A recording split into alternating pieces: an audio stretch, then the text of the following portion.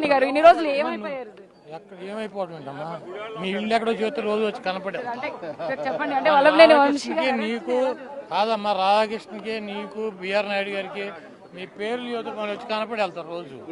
అంటే అంతకుముందు చాలా యాక్టివ్ గా ఉండేవాళ్ళు, బాగా మాట్లాడేవాళ్ళు, కమెంట్స్ గవర్నమెంట్ లో ఉన్నాం యాక్టివ్ గా, ఇప్పుడు ఏం చేయాలి? భయపడుతున్నారా ఇప్పుడు? దేనికి? గవర్నమెంట్ లో లేనందుకు మాట్లాడితే ఏమైనా అరెస్టులు చేస్తారేమో అని. కాదమ్మా, నీ ఉద్యోగం పీకేసిన కూడా యాక్టివ్ గా ఉంటావు, మైక్ పట్టు తిరుగుతావా? ఇప్పుడు నీ ఉద్యోగం పీకేశారు అనుకో, మైక్ అటు తిరుగుతావా? మా ఉద్యోగం పీకేశారు కదా, ఇప్పుడు ఏం చేయము యాక్టివ్ గా. వంశీ అరెస్ట్ ఎలా చూస్తారు? అరెస్ట్ లాగానే చూస్తున్నామ్మా. ఏముంది, ఇవన్నీ మామూలుగా చిన్న చిన్న విషయాలు.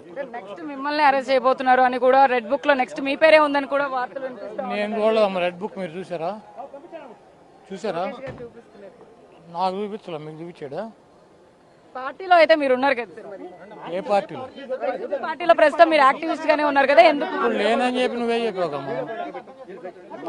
అమ్మ, ఈ రెడ్ బుక్కులు బ్లూ బుక్కులకి ఏం ఉపయోగం లేదు.